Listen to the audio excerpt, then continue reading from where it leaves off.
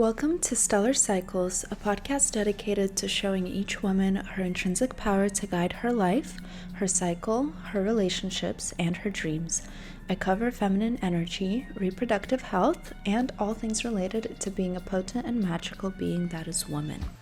I'm your host, Alina, and today our topic is the Fascinating Womanhood series. I believe I told you guys that I'd be doing this series a few months back, even back in October, when I think I got a lot of the Instagram questions pertaining to relationships and things along that theme. So this book came to mind that I have honestly read already like 3 times, and it's called Fascinating Womanhood for the Timeless Woman, and it is by Dixie Andelin Forsyth. So we will link this book in the episode description for you guys if you want to delve into this topic deeper. So essentially this book is written by the daughter of the lady who wrote the original book back in the 1960s, right in the heat of the feminist movement, when women were very anti-men, anti-traditional roles. So she, having had a successful marriage and family, wrote this book, and now her daughter has rewritten the book kind of more in modern context. So this is the one that I'm going off of, and like I said, we will link it for you guys.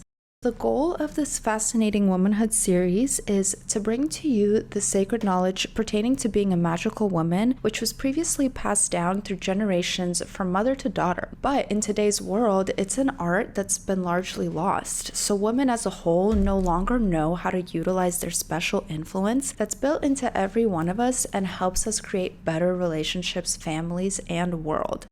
This series, over the next few weeks, will have 3 purposes. Show you how to reclaim your innate femininity, teach you how to inspire positive masculinity in the men in your life, and help you create a lasting love affair that you can enjoy for life. So that's what you guys can expect over the next few episodes. First, let me get into a few updates. So currently, I'm on day 25 of my luteal phase. I'm doing pretty good. I still have energy. I'm very much in cross off tasks mode. I really don't want any lingering to-dos hanging around, especially with the Christmas season. It just feels like even more so you're never caught up to all the things that you have to get done and prepare and get ready for. So that's very much been my priority, and again, we know that because in your luteal phase, as you're approaching your period, kind of the week before, your brain is noticing more things and it's better at prioritizing them. So because of the progesterone levels in your body at this time, you're just in a different mode. You're nesting, you're organizing, you're just get it done vibe. So definitely been it for me, and I don't want to jinx anything, but I've had no PMS symptoms. Well, we'll see about that in 2 days. Usually the day or 2 before my period, I'm in despair and just wondering, what is this all about? And then it starts, and then I feel relief. So the other thing for me is that doing my hair and makeup and dressing up, and here's the difference, first thing in the morning, not waiting till later in the day to do it. Even if I'm just home all day, has made a huge difference in my life. I feel like I can accomplish more, and I really have been. My days have been very productive in a healthy way. I haven't really been overloading myself, but I've been getting everything that I wanted to do done. So that's just a very fulfilling and satisfying feeling. And who knew that hair and makeup and a nice outfit can play a huge role in that? And there'll be more on that throughout this episode, especially about femininity. I've also been thinking about the fact that I really want to get back into scanning patients, especially in the women's health field. I love teaching the students, but I really do miss the problem-solving aspect of having a real patient, having them come in, putting the puzzle together of their symptoms, their images, their past history. So that definitely kept me challenged and mentally stimulated, kept me thriving, even though the hospital aspect was very challenging, and I've talked about that quite a bit on this show. So I'm just putting it out there in the universe that I will find the absolutely perfect clinical women's reproductive health job in ultrasound for myself, and kind of have that go hand in hand with what we're doing with this podcast. And I feel like Christmas is kind of easy this year because we're doing Secret Santa, which means you just get one person and you get them a nice gift, Hopefully they give you a wish list. I have a really hard time when people are like, no, don't get me anything, or oh, I don't know what I want, and then you're kind of stuck with the obligation of needing to get them something because it is the holidays, and you also want to, but then they're not being very forthcoming about what it is that they'd like to receive. And I know it's hard to ask for things, but yeah, so that's been challenging, but I'm grateful that I don't have to get multiple gifts for multiple people, because that can really stack up and rack up a lot. And the Christmas season is super expensive. We know this. So yeah, let's dive into the Fascinating Womanhood series, part 1. So this one is all about reclaiming your femininity. So why should we as women be learning this? Why is this even important? I think it's because we all want lasting true love, full of romance, those types of relationships, and to be truly happy in our lives. I think most women that I've met want that more than anything. And love is the most powerful magic and emotion, that's something we're all searching for. So over the course of this series, we will cover deep romantic love and how to attain it, men and women's specific needs, their similarities and differences, understanding your value as a woman, feminine power and the influence that women have, recognizing our natural weaknesses as strengths,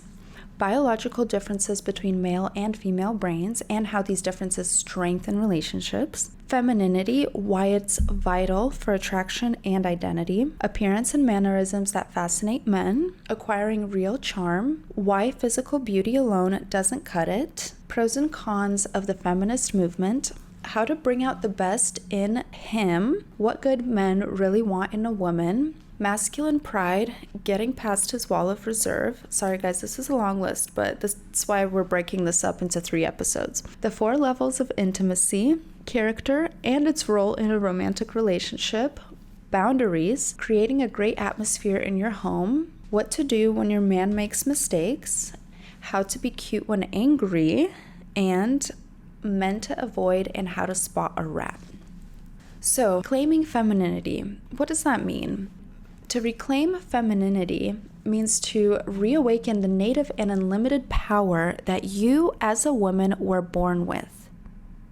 In this section, we're going to outline the aspects of femininity and then how to cultivate it and use it to achieve love and happiness in your life.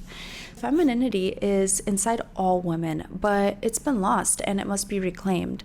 And that's because women are seen as superficial and weak. They don't know anymore what it means to be female or why it's valuable.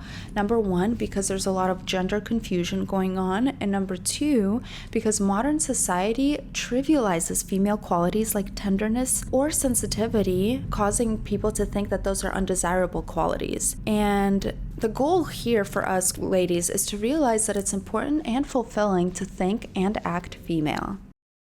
Women are the gatekeepers of civilization because when women go wrong, men go right after them. That's a quote by Mae West. And men, at their best, they are great protectors, builders, organizers, and men become uncivilized when women are absent, corrupt, or immoral. This is super important for you guys. Jot it down. We set the tone for how men behave and live their lives.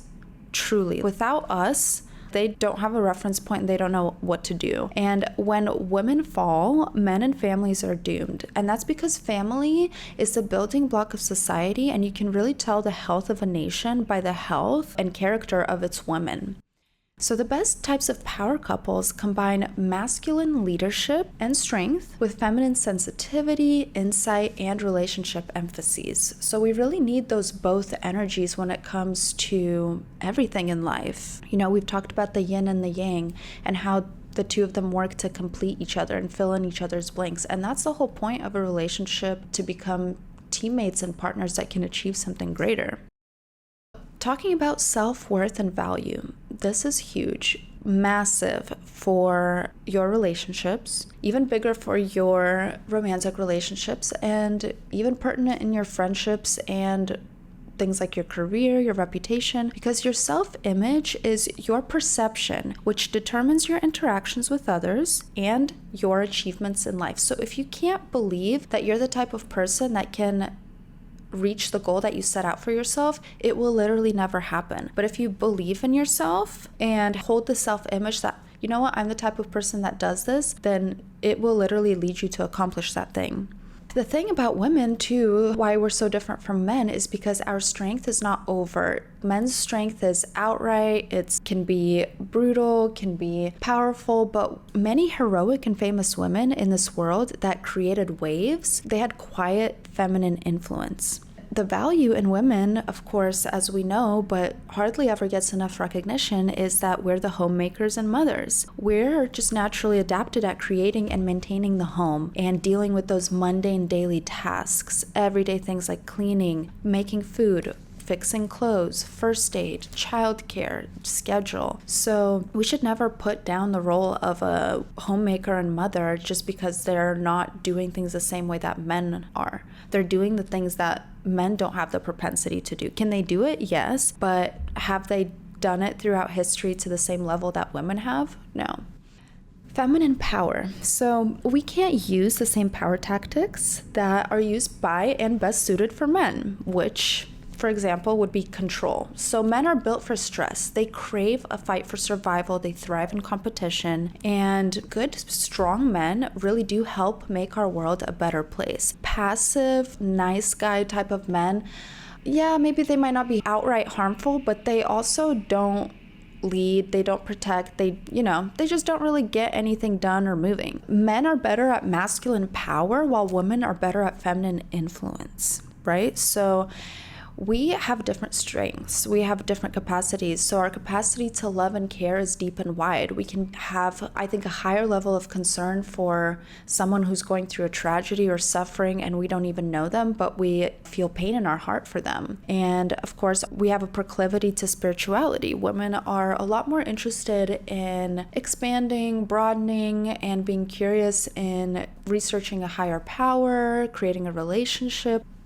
Another part of feminine power is delicacy. So a woman's delicate strength holds together precious things like relationships, right? So women are much more geared to relationships than men are. And men really like this delicate quality in us because it allows for their feeling of strength and protectiveness to come through and shine. So any chance that they get to feel manly and masculine is going to build them up and make them feel really confident around you. Dignity, which is the inherent attitude of self-worth, is kind of the what I will put up with, and boundaries are part of dignity. So it just helps you retain respect for yourself and avoid situations where you feel violated or where you violate yourself by not maintaining your own integrity.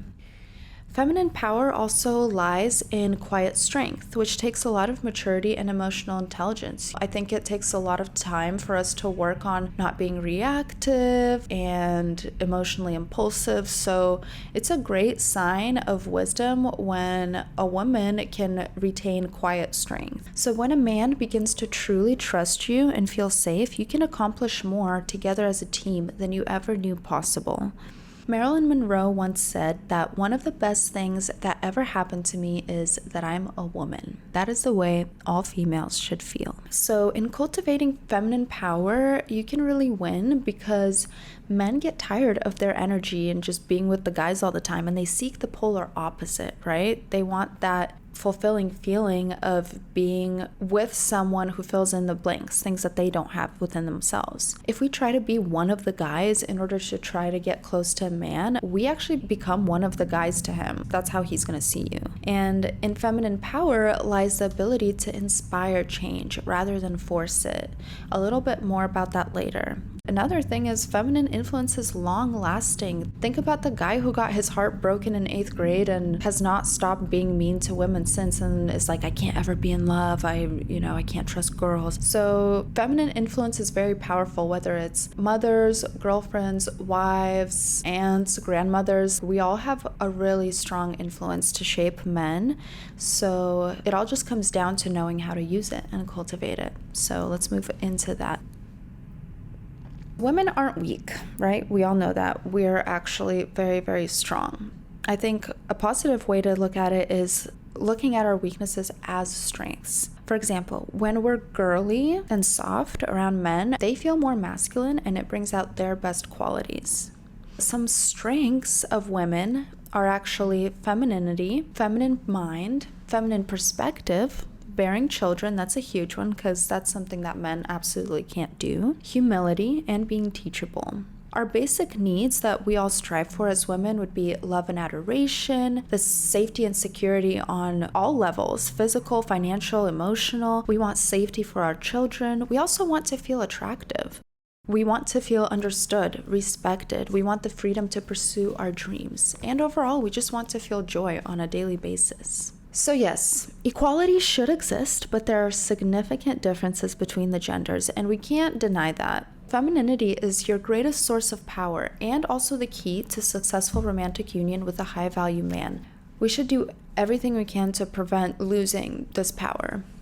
So, what are some ways that you can amp up your femininity? So remember, first impressions matter. Unless you're in an emergency, don't leave the house looking unfeminine, because dressing well unlocks opportunity. When people see you out and about, even if they don't know you, the way that you took the time to present yourself that day to be seen by other people sends a very strong message, even subconsciously. Avoid wearing pizza clothes. You know what I'm talking about. The type of clothes that you put on when you've given up on life, you've ordered your favorite fast food, and you're about to veg out on the couch for the next 8 hours. Pay attention to what kind of behavior you tend to lean towards when wearing certain types of clothes, because that does matter. Like I was saying in my updates, when I put on an outfit instead of just like staying in my pajamas all day, I accomplish more. It's a really good hack. So don't give away your feminine power that you have or your hot girl influence. Truly work on it.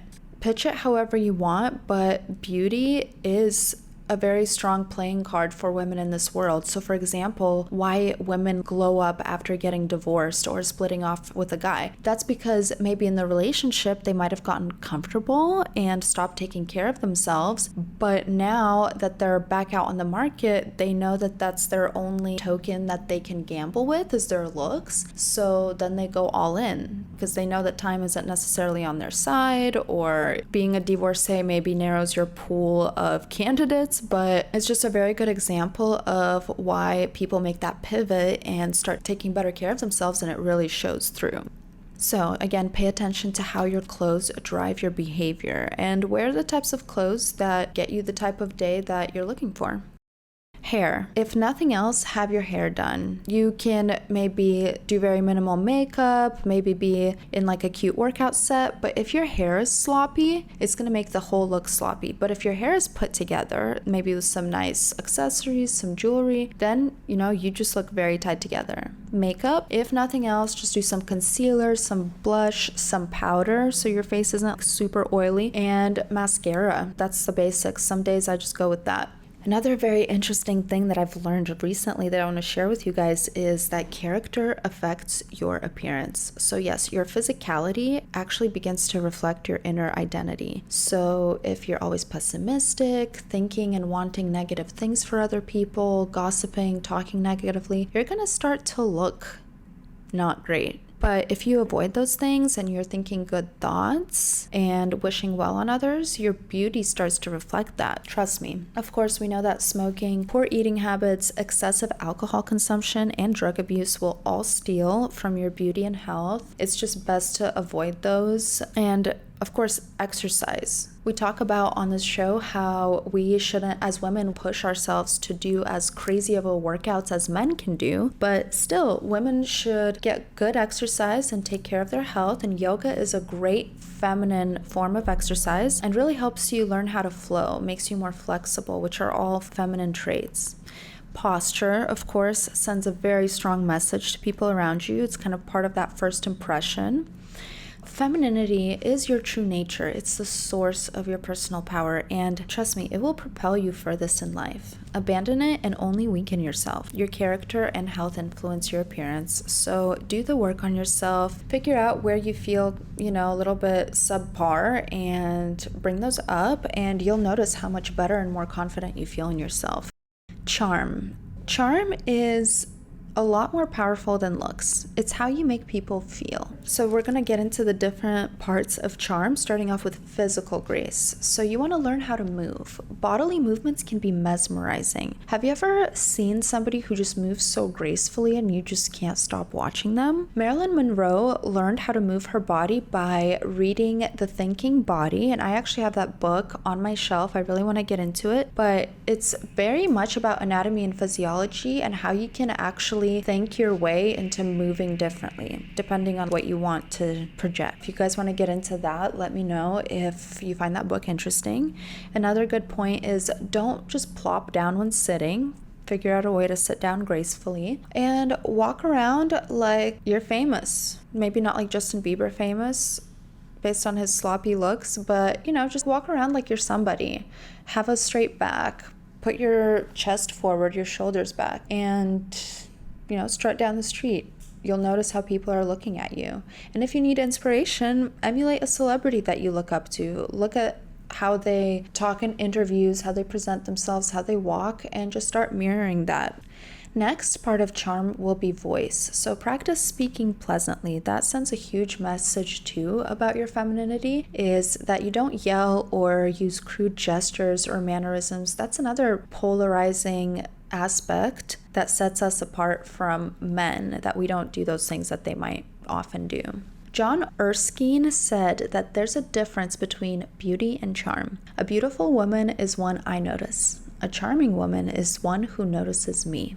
Don't forget, smiling. Smiling is an incredible way to send out positive energy and send out an approachable vibe to people. And delightful thoughts, like I said earlier, make you more beautiful, If you have a good character, if you're focused on the right things, and if you're thinking about good things rather than bad things, it's going to make you beautiful and put a smile on your face, give you that glow.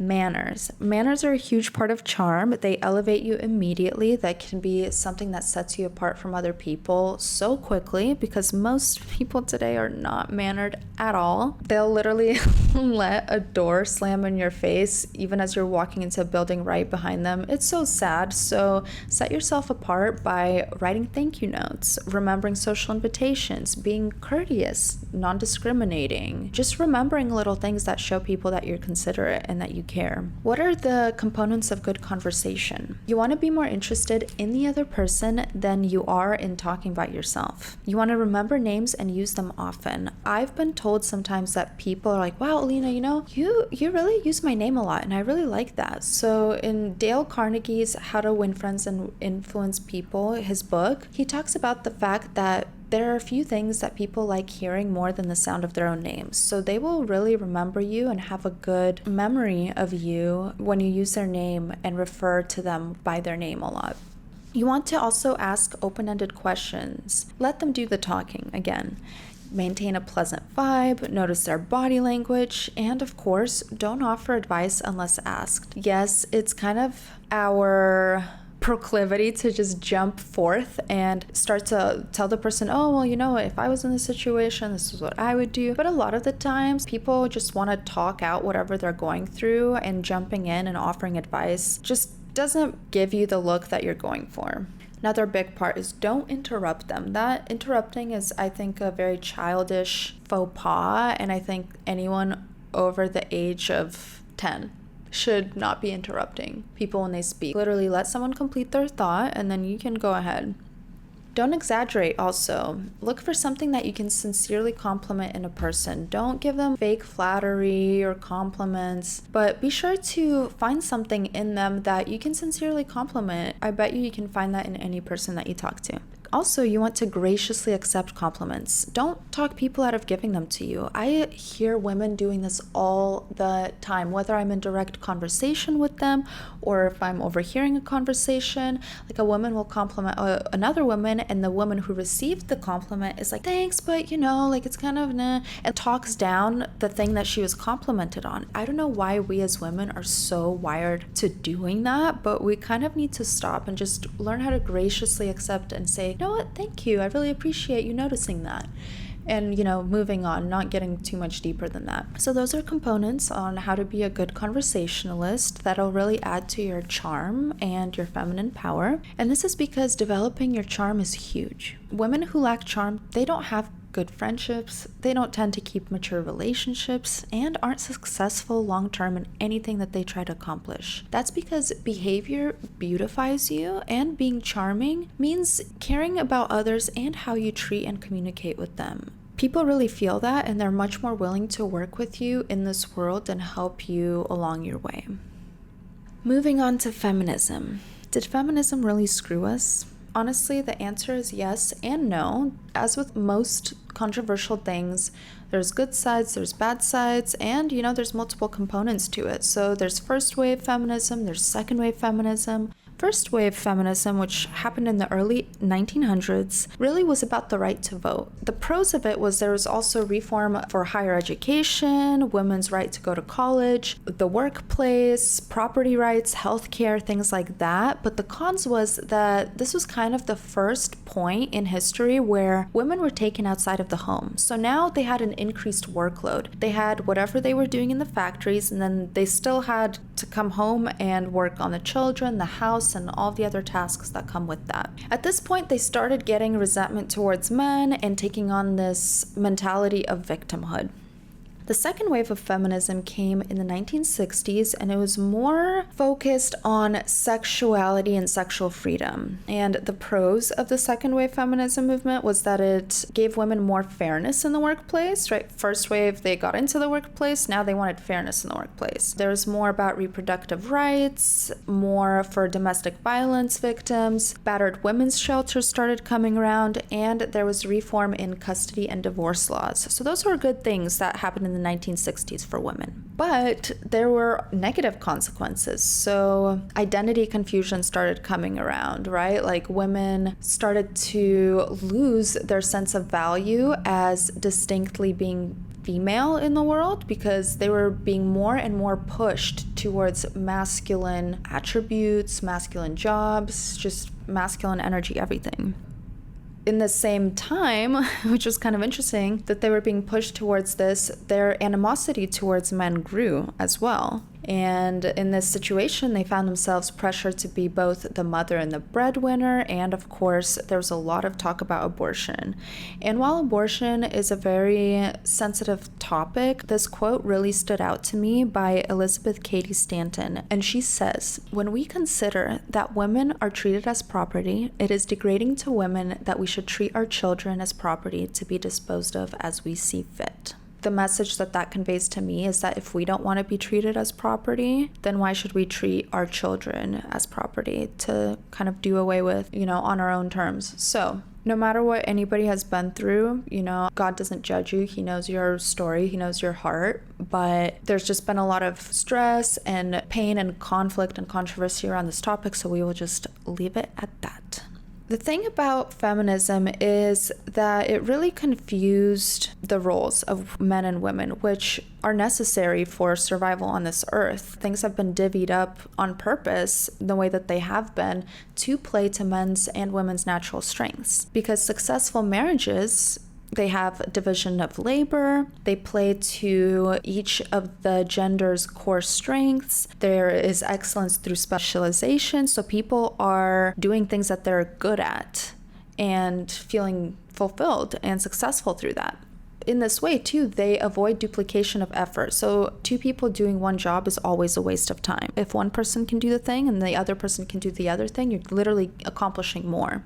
So feminism, unfortunately, has created a culture of some of the weakest women in history because women have stopped playing to their natural strengths, right? And trying to take the route and tactics that men do, which just simply don't work for us. So instead of taking on a victimhood mentality, we should be practicing and evolving our femininity, building those strong relationships and families, because those are the things that bring about real and positive change. The brains of men and women, obviously they're very different, and even though men's brains are technically bigger than women's, it's just because they have a bigger body mass on average, but the number of neurons is roughly the same. The brain can be divided into two portions, the upstairs brain and the downstairs brain. So the upstairs brain holds the left and right hemisphere. We know that the left hemisphere is the more logical, analytical side, where the right hemisphere is the more intuitive, creative, artistic side. The downstairs part is your lizard brain. It's primal, it's impulsive, it's reactive. You know that part of your brain. Women are naturally better at intuition because their left and right hemispheres are better connected since fetal development. So their ability to combine the analytical with intuitive thinking is what gifts them with this special intuition that men don't necessarily have. Men are more focused. They have less drive to create and foster relationship in exchange for their tunnel vision. Men really like sports because it lets them get their aggression out in a socially acceptable, nonverbal way. And it's really good when men have the ability to join structures like the military or similar things that really help manage their testosterone and curb that male aggression because they're required to control themselves in these settings. Knowing when your man is in upstairs mode or downstairs mode really helps you know how to deal with him, and we'll cover this more in part 2, which is all about inspiring the masculinity. And women, I mean, you know how we worry. We worry. We're more prone and vulnerable to the stresses of life. Like I said earlier, men are built to handle and withstand stress. It actually makes them thrive. But for us, it can really deplete and drain and age us prematurely. In stress management, it's not about eradicating stress or getting it rid out of your life completely, but it's more about finding healthy ways to deal with it that work for you, healthy ways to cope. Staying in your downstairs, in your lizard fight or flight brain for extended periods of time is the most stressful place to be because that raises your cortisol levels, leading to weight gain, infertility, insomnia, depression. So we as women, we have to be extra careful at monitoring our stress levels and finding ways to deal with it in ways that replenish us and restore us, because high cortisol levels for us over an extended period of time really rob us our health. Find ways to get yourself upstairs. What are some good ideas of that? We go over them so much here, like self-care type of things, like going for a hot girl walk, doing some yoga, getting out of your mind and into your body. And of course, remind yourself, view stress as an opportunity to develop your personal resilience. You're going to feel so good about yourself when you know that you can deal with stressful situations, that you have solutions to problems come to you easily. So, take your proclivity to worry and just be a little softer on yourself. Make sure to replenish and allow it to build your resilience. This concludes section 1. It's obviously super important that women get back to their femininity. We have really lost this power to drive our men and our families through our quiet, strong, powerful influence, because we've been taught over this last several decades that in order to be valued and validated in this world, we need to act, think, behave, and accomplish in the same way that men do. So many women suffer from taking this route, truly thinking that this is what's going to work and achieve for them the happiness and love that they dream of, only to find themselves depleted, maybe left after several partners, running out of time to have the family that they wanted. And that's why I wanted to make this series, because I want you to know that there's another way. There's a way that you were literally born with, wired into you. You just have to tap back into it. And the easiest way is to practice amping up your beauty and your charm. That's what makes us special as women. That's what gives us our power. Understand your value in this world, even if modern society goes against it. Know that as a woman, you're capable of doing things that men couldn't dream of doing. And know that your vulnerabilities are the keys to having successful relationships, families, and creating a real change in the world. Don't try to hide them or stuff them down. Know that they're part of you and they are part of the system that's wired into you and that's geared to create happiness in life. Section 2 will be all about the masculine, how he works, and how to deal with him. Stick around for the next few weeks to get this whole series. Don't forget to follow us on Instagram at Stellar Cycles Pod. You can download the free grocery guide I have for you in the link in our bio. Please give us a rating if you enjoy this podcast, and I would love to read some reviews if you can leave some. Until then, Go ahead and spread the good word about stellar cycles to your fellow women, and let's all elevate our lives, cycles, and dreams together. Till next time, Stellar Cycles out.